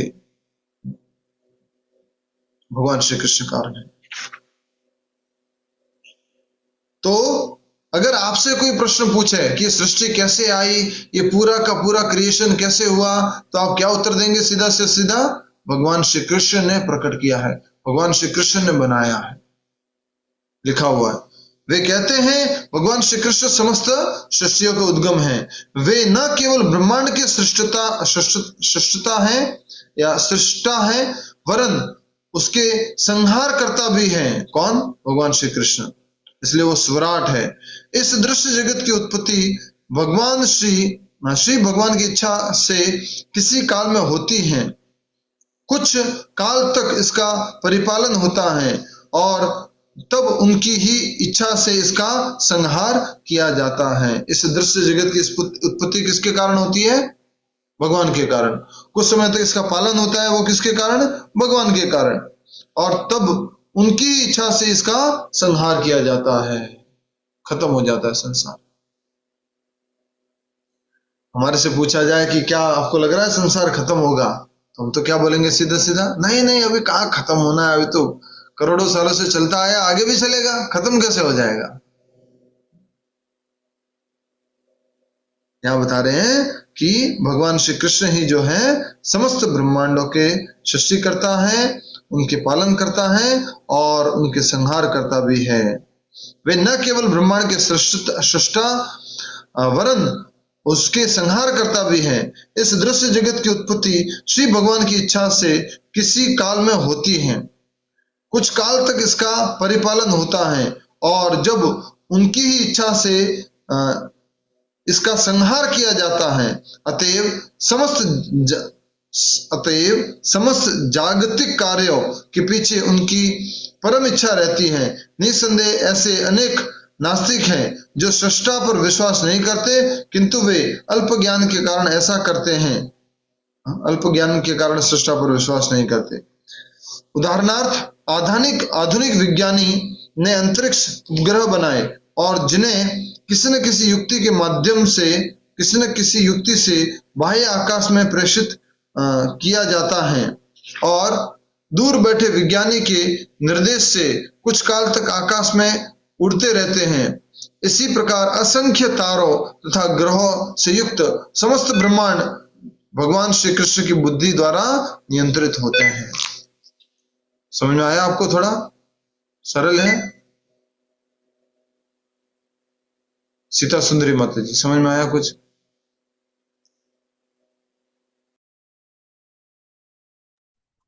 हरे कृष्णा प्रभु जी। यस, जैसे जितने सैटेलाइट्स वगैरह घूम रहे हैं, हाँ। सब साइंटिस्ट लोगों ने उनको स्थापित किया है ऑर्बिट्स में। उसी तरह से श्री कृष्ण भगवान के जितने भी ब्रह्मांड है वो सब घूम रहे हैं उन्हीं की इच्छा से। बहुत बढ़िया। तो प्रभुपाद जी एक वैज्ञानिक तर्क के साथ हमें समझा रहे हैं। क्या वैज्ञानिक तर्क दिया है? देखिए, पुनः पढ़िए कि सृष्टि कैसे हुई, इसका सीधा का सीधा उत्तर किसने दे दिया? वेद व्यास जी ने। और सृष्टि क्या, पालन और संहार तीनों उसके आदि कारण भगवान श्री कृष्ण हैं। वे न केवल ब्रह्मांड के सृष्टा हैं वरन उसके संहार करता भी। इस दृश्य जगत की उत्पत्ति श्री भगवान की इच्छा से किसी काल में होती है। कब हुई थी ये मालूम नहीं। कुछ काल तक इसका परिपालन होता है और तब उनकी ही इच्छा से इसका संहार किया जाता है। अतएव समस्त जागतिक कार्यों के पीछे उनकी ही परम इच्छा रहती है। ये जागतिक कार्य क्या है, इसको समझ में आया? या सुमन मत बताइए। यस, अरे जगत के कार्य जो इस जगत में कार्य हो रहे हैं वो सब। यस, इस जगत के जो कार्य हैं, इस जगत को सृष्टि करने के जो कार्य हैं, पालन करने के जो कार्य हैं, संहार करने के जो कार्य हैं, उसके लिए बोल रहे हैं कि हाँ, अतएव समस्त जागतिक कार्यों के पीछे उनकी ही परम इच्छा रहती है। निसंदेह ऐसे अनेक नास्तिक हैं जो सृष्टा पर विश्वास नहीं करते। ऑटोमेटिक आ गया जगत, ब्रह्मांड ऑटोमेटिक आ गए, तारे ऑटोमेटिक आ गए, सब कुछ ऑटोमेटिक आ गया। किसी सृष्टा पे विश्वास नहीं करते, किंतु वे अल्प ज्ञान के कारण ऐसा करते हैं। अब अल्प ज्ञानी है, जानते नहीं है, कभी भागवतम पढ़ी नहीं है, भगवत गीता पढ़ी नहीं है, तो कैसे मालूम पड़ेगा कि कौन है कारण, कौन है कारणों का कारण। उदाहरणार्थ, ये उदाहरण आपको समझ में नहीं आया था, पढ़ लीजिए अच्छे से। उदाहरणार्थ, आधुनिक विज्ञानी ने अंतरिक्ष उपग्रह बनाए जिसे किसी न किसी युक्ति से बाह्य आकाश में प्रक्षेपित किया जाता है। तो आजकल के जो वैज्ञानिक हैं उन्होंने क्या बनाए? सैटेलाइट बनाए और उनको किसी न किसी युक्ति से बाह्य आकाश में प्रक्षेपित किया जाता है। ऐसा जो आकाश जहां पर ग्रेविटेशनल फोर्स नहीं लगता, जहां पर गुरुत्वाकर्षण फोर्स नहीं लगता, वहां पर भेजते हैं ये साइंटिस्ट लोग। और दूर बैठे विज्ञानी के निर्देश से ये कुछ काल तक आकाश में उड़ते रहते हैं। इसी प्रकार असंख्य तारों तथा ग्रहों से युक्त समस्त ब्रह्मांड भौतिक जीवन की बुद्धि द्वारा नियंत्रित होते हैं। जैसे कि दूर सैटेलाइट है, उसको कंट्रोल कौन कर रहा है? वैज्ञानिक, दूर बैठा हुआ। उसी तरह से भगवान श्री कृष्ण की बुद्धि द्वारा नियंत्रित होता है क्या क्या? सब कुछ जो होता है भगवान श्री कृष्ण की। इसी प्रकार असंख्य तारों तथा ग्रहों से युक्त समस्त ब्रह्मांड भगवान श्री कृष्ण की बुद्धि द्वारा नियंत्रित होता है। सब कुछ भगवान नियंत्रित कर रहे हैं। अगला पैराग्राफ शुरू करें। या आज के लिए इतना ही। आज उत्सव भी है मकर संक्रांति का और षटतिला एकादशी, तो आपको पुनः शुभकामनाएं। कल हम यहीं से प्रारंभ करेंगे। पुनः निवेदन है समय पर आए, 10:30 बजे कथा शुरू कर देंगे। कुछ भी समझ में नहीं आए तो भी आप प्रश्न के द्वारा पूछ सकते हैं। अन्य लोगों को भी बोलिए कि अभी पहले अध्याय के पहले श्लोक का लेक्चर चल रहा है, आप अभी भी भाग ले सकते हैं। ठीक है, आपको अनम्यूट करने की फैसिलिटी दी गई है। किसी को कोई प्रश्न है तो एक एक करके पूछिए। यस विनीत जी। हाँ जी, मैं तो जानना चाह रहा था कि तो इतना लंबा चौड़ा बना हुआ है ब्रह्मांड, फिर इसकी रचना करी किसने? वही तो अभी बताया ना। नहीं, कृष्ण तो मतलब एक हम कहते हैं ना, लेकिन मैं तो 50 देशों में गया हूँ, 50 देशों में तो कृष्ण का नाम नहीं जानता कोई। नहीं, अब तो सब जगह जानते हैं कृष्ण का नाम, पर जो नहीं, अध्ययन नहीं किए हैं आप भगवत गलत कह गीता रहे हैं, आप नहीं भागवत। जानते हैं, नहीं जानते हैं। मैं बता रहा हूँ, फिनलैंड एक देश है, वहां पर तो कोई नहीं जानता कृष्ण के बारे में। ठीक है, ठीक है, बहुत अच्छा, बहुत अच्छा। तो हमारे शास्त्र के माध्यम से अगर हम समझेंगे तो हमें मालूम पड़ता है कि सृष्टि के रचयिता भगवान श्री कृष्ण है, और प्रभुपाद जी की कृपा से ये शास्त्र पूरी दुनिया में फैल गए हैं, और वो लोग भी अब समझ पा रहे हैं कि सृष्टि को किसी न किसी ने बनाया है, कोई न कोई क्रिएटर है, और वो क्रिएटर हमारे शास्त्र बताते हैं भगवान श्री कृष्ण है। ठीक है, नेक्स्ट कोई प्रश्न? प्रभु जी, कृष्ण जी कैसे क्रिएट हुए अपने आप? भगवत गीता वाली कथाओं में हमने समझाया था, तो अगर हम वापस से उदाहरण के द्वारा बताएं तो समझिए, इसको अच्छे से समझिए सभी लोग। बहुत अच्छा सुंदर प्रश्न है आप सभी के लिए, कि जिस प्रकार से एक रेलगाड़ी होती है, ट्रेन होती है, उसका अंतिम डिब्बा उसके अगले डिब्बे से जुड़ा हुआ होता है, उसका वो डिब्बा उसके अगले डिब्बे से जुड़ा हुआ होता है, अर्थात 10वें डिब्बे को 9वां डिब्बा खींच रहा है, 9वें को 8वां, 8वें को 7वां, 7वें को 6ठा, 6ठे को 5वां, 5वें को 4था, 4थे को 3रा, 3रे को 2रा, 2रे को पहला खींच रहा है। और पहले को कौन खींच रहा है? इंजन खींच रहा है। अब कोई कहे कि इंजन को कौन खींच रहा है? भगवान। इंजन तो अपने आप में शक्तिशाली है, कौन ड्राइवर खींच रहा है? माता जी नहीं, ईंधन। बीच में मत बोलिए। तो इंजन को कौन खींच रहा है? इंजन खुद अपने आप में शक्तिशाली है, उसमें ईंधन डाला जाता है तो वो स्वयं शक्ति प्रकट करता है, खुद भी चलता है और पीछे के डब्बों को भी लेके चलता है। ये भौतिक उदाहरण है, पर ये भौतिक उदाहरण कभी पूरा का पूरा हम आध्यात्मिक से कंपेयर नहीं कर सकते, लेकिन कुछ हद तक समझ सकते हैं। क्या कि क्या ऐसा इंजन हो सकता है जिसमें ईंधन भी नहीं डालना पड़े, जिसमें कुछ पेट्रोल, ईंधन, डीजल, कुछ कोयला, कुछ भी नहीं डालना पड़े, अपने आप से ही चलता रहे? बोले नहीं, भौतिक जगत में तो संभव नहीं है ऐसा। सूर्य की रोशनी कहीं से कुछ तो चलेगा, कहीं से तो चलेगा वो। तो यस, भगवान श्री कृष्ण वो है, वो इंजन है जिनको किसी भी प्रकार से किसी के द्वारा प्रकट नहीं किया गया है। वो स्वयं सर्वशक्तिशाली हैं, उन्हीं से सब कुछ सृष्टि चलती रहती है, उनका कोई सोर्स नहीं है, वो सभी के आदि हैं। कमला भाटिया माता जी, अगर हम यहाँ पर तर्क लगाए कि अगर भगवान श्री कृष्ण को भी किसी ने प्रकट किया है तो फिर आगे क्या तर्क आएगा? यस, कमला भाटिया, वो नहीं हुए, वो आदि नहीं हुए, तो आदि नहीं हुए, फिर आगे क्या तर्क आएगा? तो उसको किसने प्रकट? हाँ, उसको किसने प्रकट किया, फिर उसको किसने प्रकट किया, उसको किसने प्रकट किया, उसको किसने प्रकट किया। ये अंत जो होता है ना, इसी को आदि कहा जाता है, कि अर्थात जहां सब कुछ जाके समाप्त हो जाता है, जहां से सब शुरू हो जाता है, वो भगवान श्री कृष्ण है। समझ में आया माता जी? कोशिश तो करी हूँ। ये है अध्यात्म। भौतिक उदाहरण ऐसा कोई इस जगत में नहीं है जो स्वतः ही संचारित होता हो। अगर भगवान श्री कृष्ण आदि है, इसका मतलब उन्हीं से सब कुछ प्रकट हो रहा है। अनादि मतलब होता है उनकी शुरुआत किसी से नहीं होती है, वो सबकी शुरुआत करता है, वो सब उनसे ही सब कुछ शुरू होता है। ये आदि शब्द का अर्थ है, और इसी बात को सारे शास्त्र, ब्रह्मा जी आदि सब स्वीकार करते हैं। अगर ऐसा हो गया कि कृष्ण किससे आए, कृष्ण को किसने बनाया, तो फिर इसका कोई अंत नहीं है। Yes, Arun Bhatt ji, mic unmute करके बोल सकते हैं। हरे कृष्ण प्रभु जी। हरे कृष्ण प्रभु जी, भगवान विष्णु और कृष्ण जी में हम लोग क्या अंतर कर सकते हैं? कोई अंतर नहीं क्या है, ये बोल तत्व रूप में कोई अंतर नहीं है, लेकिन प्रभुपाद जी उदाहरण से समझाते हैं कि एक वही परम सारे ऐश्वर्यों से परिपूर्ण भगवान कृष्ण जब थोड़ा सा कम गुणों के साथ अपने आप को प्रस्तुत करते हैं तो वो विष्णु है। भगवान श्री कृष्ण अगर समझने के लिए असंख्य गुणों में से 64 गुण ले तो 64 गुण से परिपूर्ण भगवान श्री कृष्ण, वो भगवान श्री कृष्ण जब 4 कम गुणों के साथ में अपने आप को प्रस्तुत करते हैं तो वो है विष्णु जी। ठीक है, ये भागवत में आगे बताया भी जाएगा कि वो 4 गुण क्या है।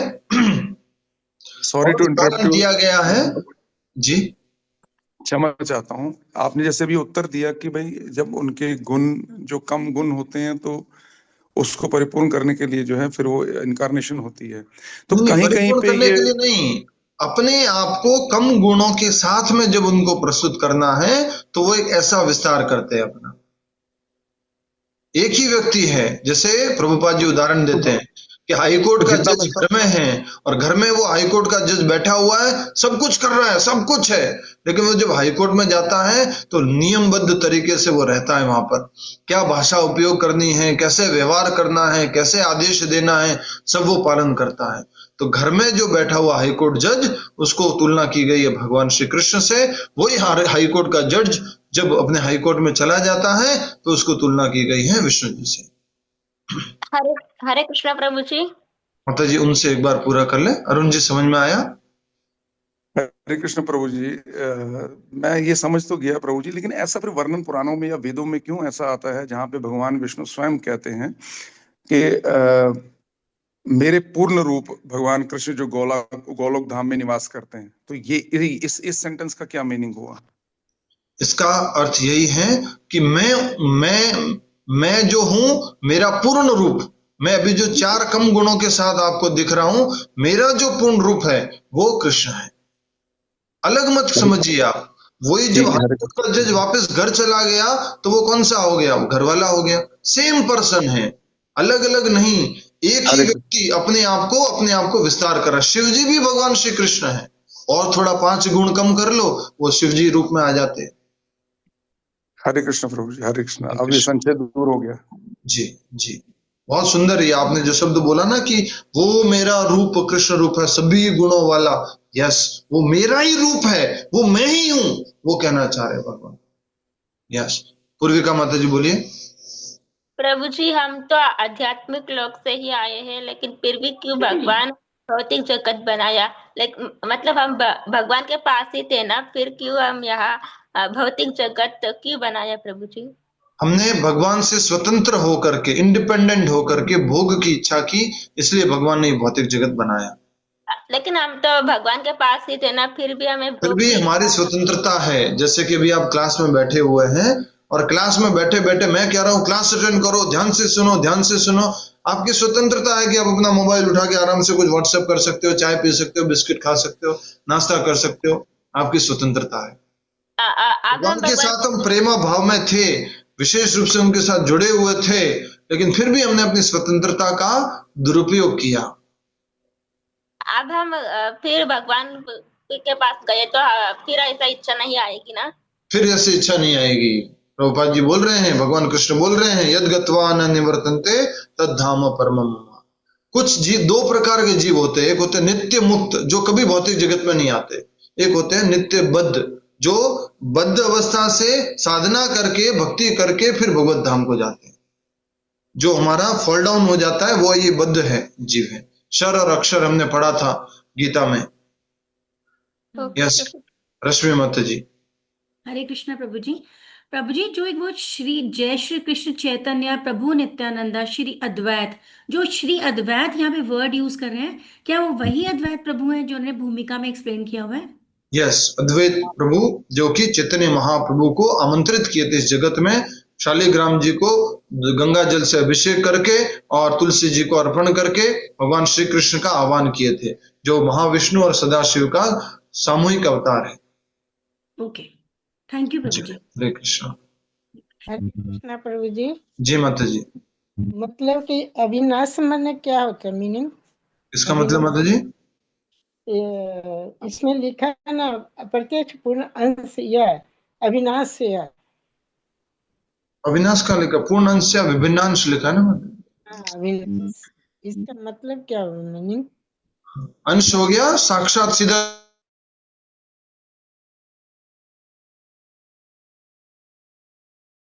अंश हो गया उनके विस्तारों के विस्तार आगे।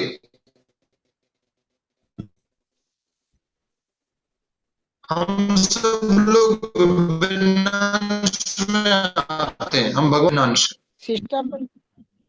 मतलब जब कहां से पढ़ रहे हैं? सृष्टा मतलब जो सृष्टि करने वाले।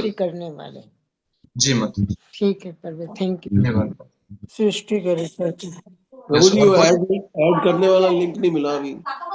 ऑटोमेटिक ऐड हो रहा है प्रभु जी, सब लोग खुद से ऐड कर रहे हैं, लिंक की आवश्यकता नहीं है उसमें। व्हाट्सएप ग्रुप में जाएंगे, ऐड मेंबर करके आता है, वहां पर आप ऐड कर सकते हैं। मेरे पास नहीं आ रहा हूँ। हरे कृष्ण। माइक बंद कीजिए, किसी और के आसपास आवाज आ रही है तो।